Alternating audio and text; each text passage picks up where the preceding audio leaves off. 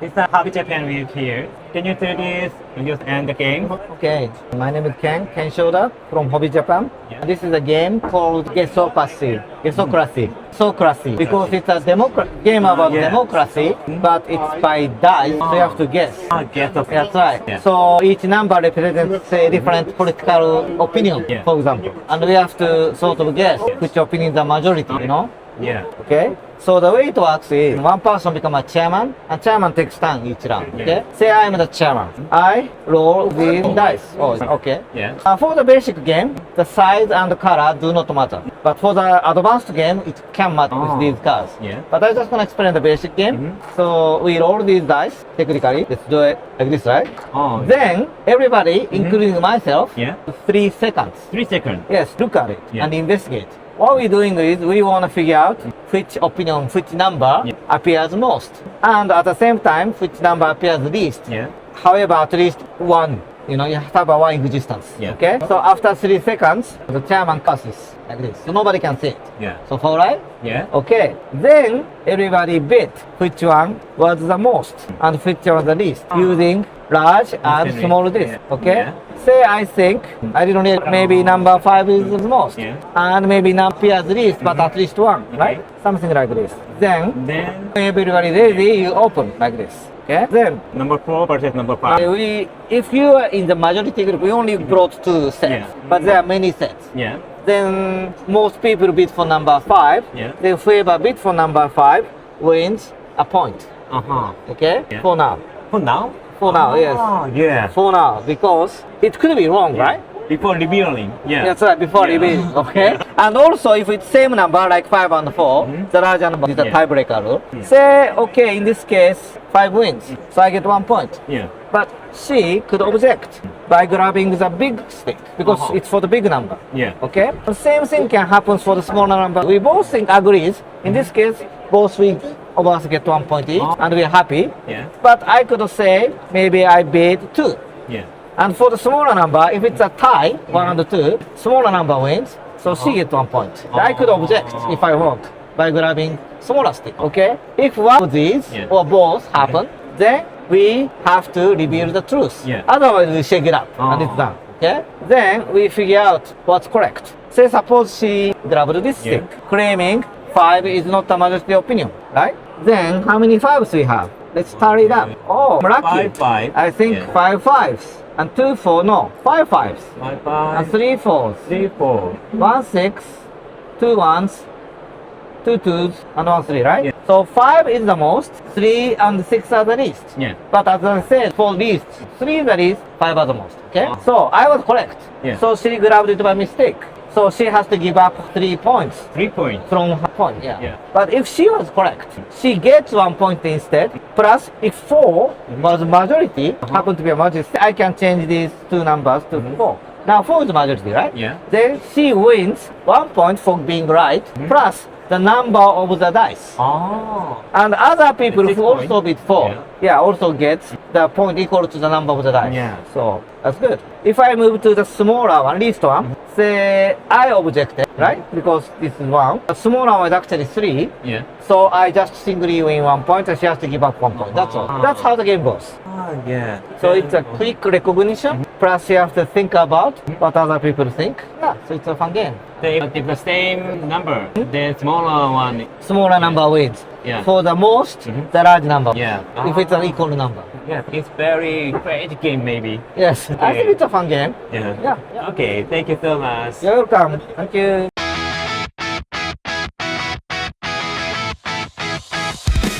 Okay, now here comes Cosmodrome Games. Can you introduce yourself and your company? So Cosmodrome Games is an international publisher that now is in the USA with an international team, and we are presenting today at this fair Children of the Colossi, which is Eurogame meets a Dutzena map, so it's a hybrid design where players are gonna represent these nomadic tribes that are roaming around the wastelands. And the wastelands have nothing, like we cannot live a good life here, okay? But they're characterized by the fact that there are these huge ancient creatures called Colossi, which have the cool feature of having like a city on their backs, okay? This city was not built by us or by mankind. It's a city that is part of the creature itself. And the more the creature grows, the more the city grows and becomes prosperous. And the cities are represented by these boards. During the setup, we have in reality 5 colossi, and we're going to randomly pick 3 of them to play with for a particular game.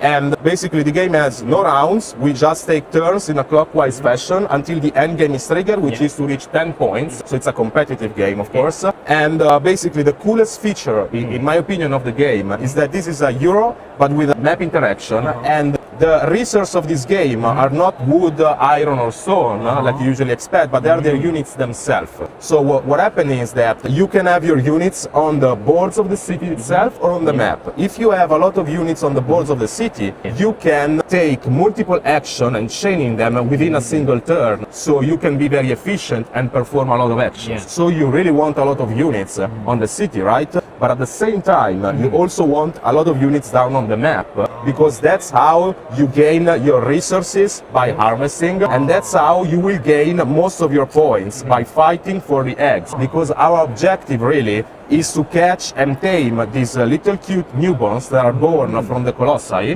because these colossi are not already habited by other people, and we want to tame little ones of our own so that one day we can live peacefully in one of future big colossi. Okay? Another cool feature in my opinion of the game is that we have this dynamic map. As you can see, all regions are kind of the same, but whenever you end one of your turn, you're gonna move one colossi figure into an adjacent region, and you're gonna draw from a bag that I don't have here an egg and place it and cover it a vent. Okay? So we have these 5 vents that are gonna get covered by eggs. There are no bad or good regions, because a region that is empty is very good for resource gathering, because when you're going to perform an harvest action, you're going to have a lot of resources available. At the same time, the more eggs are added, the less resources are available, so it becomes worse from that point of view, but it becomes better, because when a region is completely filled of eggs, that's when a battle actually triggers. Since this is a Euro, there is no destruction, there is no I attack you action. It's just really about these global events that are the battles that we can plan towards, because we are slowly moving the colossi around, dropping the eggs, and we can foresee where the battles are, and we need to decide how to position ourselves for them. Another cool thing, in my opinion, about the game is that basically, of course, each colossi is going to be completely different, and they are different in a lot of meaningful ways. First way are these set of eggs. Each colossi has their own color of eggs that are going to bring to the game special and unique powers and abilities that you can grow your engine with and become different from other players. They all have a theme, of course, and their eggs follow the theme. Also, they have a unique set of banners that you can get when you reach the very top of the city as a big reward, and they're also unique and according to their own theme. Each colossi has their own special and unique action, 2 to 3 different ones. And another subtle but very cool thing, in my opinion, is that we have 4 basic actions that you're gonna find kinda everywhere, but each colossi is missing 1 key piece. So also the action economy is gonna be different according to which colossi are in play. And since your units are your resources, in this game you are not doing combos with, like, I turn a green cube into a red cube kind of thing, into a VP, but it's all about the units. So your combos are not like this mathematical formula that it's abstracted from the theme of the game. It's part of the game itself. So a combo might be something like I move a unit here, then I make it jump on the colossi, so then I can take this extra action and stuff like this. So it makes a lot of thematic sense. And when we fight, we just have this the same set of battle cards, and it's a very simple system where you just play a card and you reveal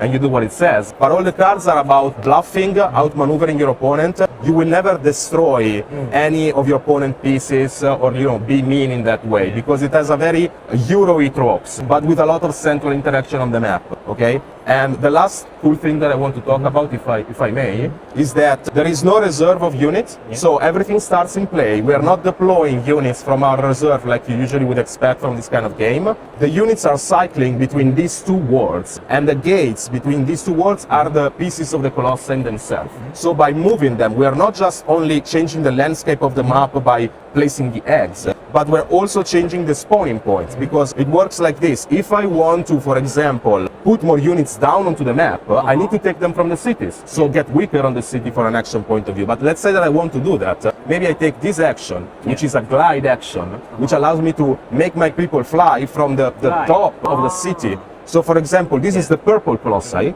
So we look for where the purple Colossi is. If the purple Colossi is here, it means that I can fly this unit from here really to here. So by moving the Colossi around, we change where we can deploy our units. And also at the contrary, like after we fight, let's say that we had a fight here, every unit that was participating will be like this, like lay down, so they're injured. And to heal them, you need to use another action, which is like a hook that allows you to hook back into the city and go into a healing tent to heal. So there is this circle of life where you send them down to fight and then you send them back up to heal, and then you have the same dilemma again. Are you gonna go up to take actions, or are you gonna go down to fight again? Yeah, so this is the game in a nutshell, basically. They're very interesting system then. This Colossi and this creature is connected and there and flying. It's a very thematic game, I would say. Like everything that you do makes a lot of sense, but at the same time it's not that heavy. Like the one can, overwhelmed maybe by the amount of icons, but if you look closely, they're all kind of the same icons, so it's not that much difficult of a game, in my opinion. It plays usually 90 to 120 minutes as well. It doesn't have a lot of randomness as well, so it's for people that really like to think, about their moves and try to be smart about them. I'm very, very interested. Yeah. Thank you very much. It was a pleasure being here. Okay. Thank you very much. Thank you.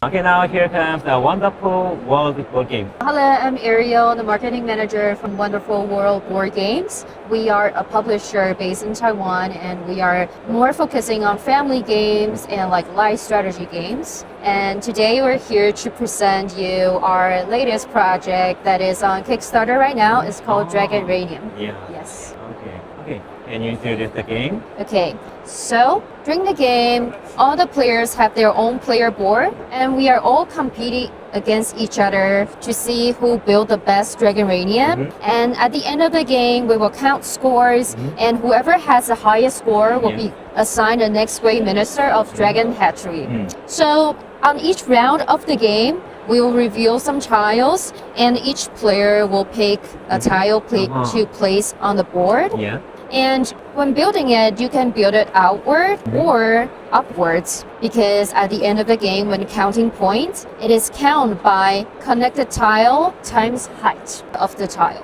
For instance, if I place it like this, and then while doing so, I can collect elements on the way. So if I wanted to collect like fire elements, so now I have 2 connected tiles of the fire elements, and then I will move it 1 and collect 1 and 2. I collect 2, and then it goes round and round and round, and then for 12 rounds, at the end of the game, we will count the points by each like the width times height. So what is so special about this mechanics is the dragon. So I'm just gonna show it. So I have this tile right here that is green, and after collecting the required elements, which is 1 air and 1 water, 1 air, 1 water, and I have another like fire elements collected, I can place it on top, which will give me a green dragon right here. So what this does is that if I place it here, it will turn this tile not only the color of it is, and also the color of the dragon. So for example, if I put it here, then I will have 2 connected green tiles. Yeah. So at the end, like it will make the territory interweave with each other and give you more points. It's kind of like you can like switch your strategy based on where you place the dragon. But also something to be aware of is after placing the dragon, you cannot place any tile on top anymore. So that's kind of the base of the game. So this is the main like A side of the game. And if you want more challenges or more like mechanics, you can flip it to the B side to give you like an asymmetric board. And we have like 4 boards in total, which is like give you like different types of like the B side of the board. Like you can see it in the back of the box right here. These are all the B sides available. So if you flip this over, it is different. Yeah, exactly.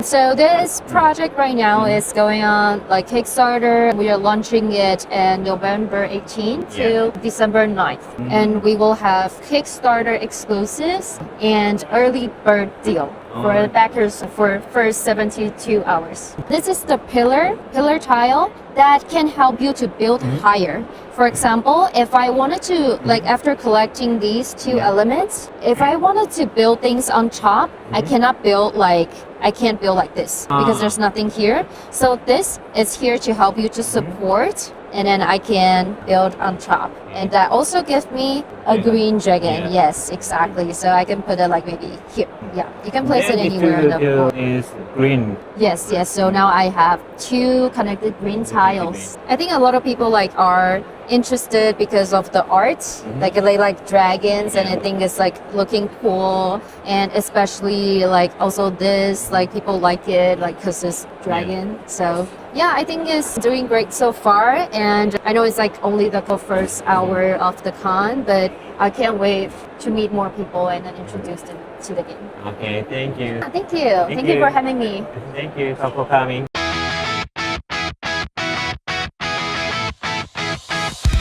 Okay, now here comes from GoodGameStudio. Everyone, I'm GoodGameStudio designer. So today we want to show this game, Genius Idea. Genius idea. Yeah, you will know why we call it Genius Idea later. Okay. In the game, it's a word party game. You will have one reader, one player did a disruptor. Yeah. First player will be this one. It's a solver. They want to find a correct answer. Okay, when the game starts, we will give you 10 cards. Everyone will draw 10 cards, and you will pick 1 card as the answer.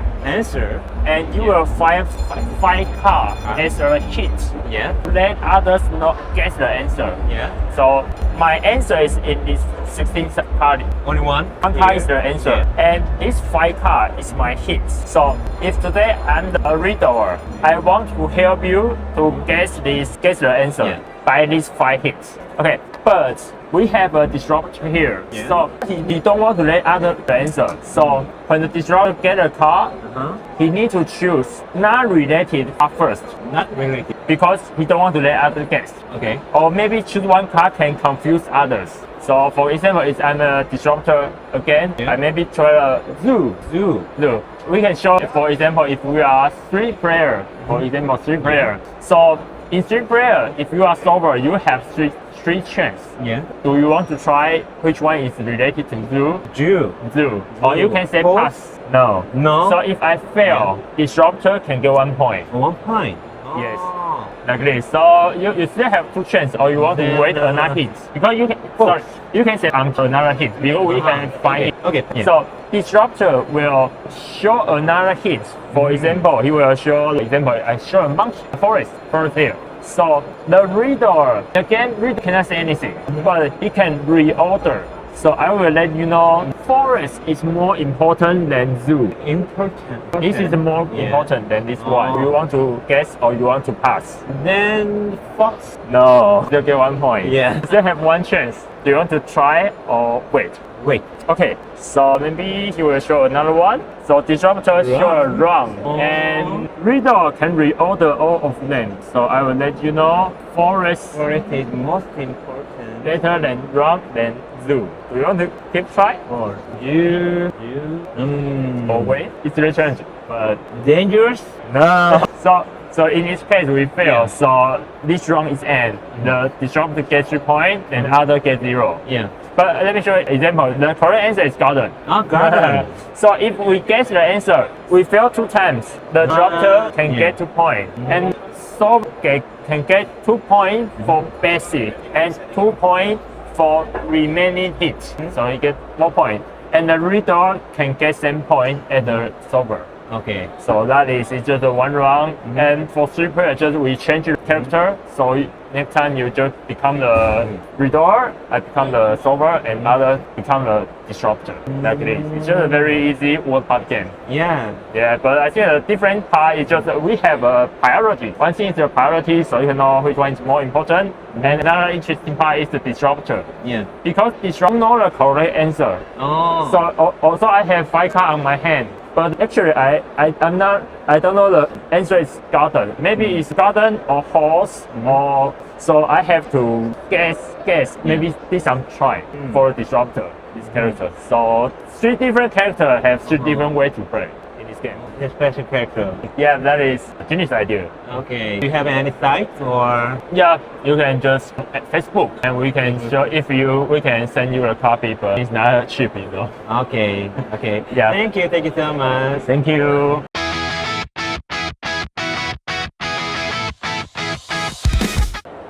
Okay, now here comes from iDventure. Can you introduce yourself and your company? Yes, very gladly so. So my name is Christian. I'm from iDventure, a German games company, and I've brought for you today Champions of Wind and Fire, a game where you build your own dragon. This is the game Champions of Wind and Fire. Okay. As I again said, we are going to build ourselves a mighty dragon, a creature of fable and tale, but for now we are stuck with basically a lizard's wings. Yeah. So we have to make him mighty so that after we've trained him and after we've built him up, he can compete with the other dragons. Yeah. Exactly. So every player builds his own dragon and we'll have to see who does the best job with that. Yeah. So we start out with this one. His stats are all 1, but as you can already see here, we have very nice dragon parts. Right? They look much more exciting and they also have much better stats. Yeah. And it's our goal in this first phase to acquire those. So how do we do that? So we have multiple players. One player is the starting player. This is just chosen by choice, by chance. And then the first player has to roll these dice. And you can already see they have different symbols on them. These symbols are these crystal cards that we need to either improve on our dragon or to go into specific training fields so he can improve his skills in different locations. So for example, I roll these die, so now I have to get these dice and put them on the fields like this. Every field has to have at least 1 on. So just imagine this would be the number of dice if you would be 4 players, just imagine. So I place them like this. Now every other player gets to pick one of these pairs or these of dice for their own. So for example, if you place them like this, it would be my turn to pick, and let's say I pick this one. So then the next player picks this one, and you have to pick what's left. Right? So what do I do with these dice? So I can either put both of the dice into my pyramid, or I can put them into the training field, or I can split the dice, but I cannot split what's on them. Like for example, if we have one with 2 different symbols, I can't do one here, I have to. If I put them into the pyramid, I can directly trade them for these little pellets here and put them into their place in the pyramid. I can put them wherever I like on this line, because this is the blue line, right? So for example, I can put it here, and I also have a yellow one, so I go into the yellow line and put it, for example, here. It is my goal to fill up this pyramid so I can pay the cost for my dragon parts. So like for example here on the bottom you see I need 4 in a line. It doesn't matter what color they are. I could go up like the green one like this, right? Like this one, and then there's the purple one and the red one, right? For example, I could do this. Now I can see 4 in a row. I have 4 in a row. So if I manage to do this, I can just go, okay, I pick this much better dragon part, I turn them around, I cannot use them anymore to build my dragon, and they are also now occupying space in my pyramid, but I've just upgraded my dragon and he has much better leg, a lot more impressive body now, so I'm now better set for my turn. So this is what you do here. Here on this field, on the other hand, if I decide to use my die here, I get the crystal of the corresponding color. So for example, this is blue, here's a blue crystal, I can get this one and put it on this field here. This will help me later, but what it will also do, if I, for example, also got the yellow one here, I can get this, put it also here, and now we have these 2 which are connected by this little piece here. So now I'm allowed to free this and get whatever is under here. In this case, I would get a coin, coins will also help you in the tournament phase, but this is how I can basically get myself some bonus stuff. We have like special actions that we can do. For example, this is I can get a card. Cards can be positive for you or negative for your opponent. There are different kinds of cards that you can use either immediately or later in the tournament phase, right? So I can plan on, do I want to build better or do I want to be better at competing later? So this goes round and round until somebody actually manages to build a whole new dragon. So if every part is replaced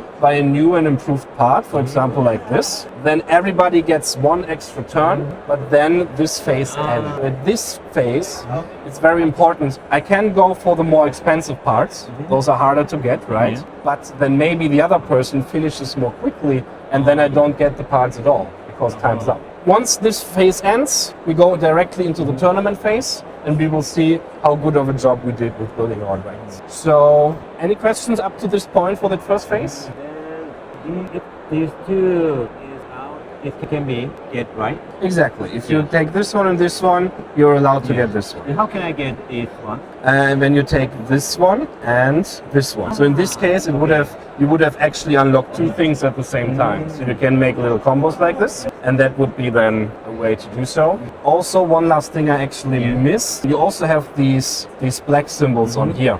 Yeah. These black crystals are bad for your dragon. If you acquire them, they will stay here, and once the tournament begins, you have to distribute them onto your dragon. So this dragon wing is, for example, a 6, but if you put the black one on there, it's only a 5 because it's a penalty. Exactly. It's like it's a penalty. There are ways to get rid of them. For example, this is the symbol for getting rid of them, but it can get really hard if you accumulate too much. Your dragon will be stuffed with this negative energy, and then he will have trouble during the tournament phase. Okay, then can I put on coin like this? Exactly. So when you manage to finish a roll, so you have one yellow, but you also manage to acquire a second yellow, then you will actually be able to get yourself a coin, and that coin you can then also later use in the tournament phase to improve your chances of winning a tournament. Exactly.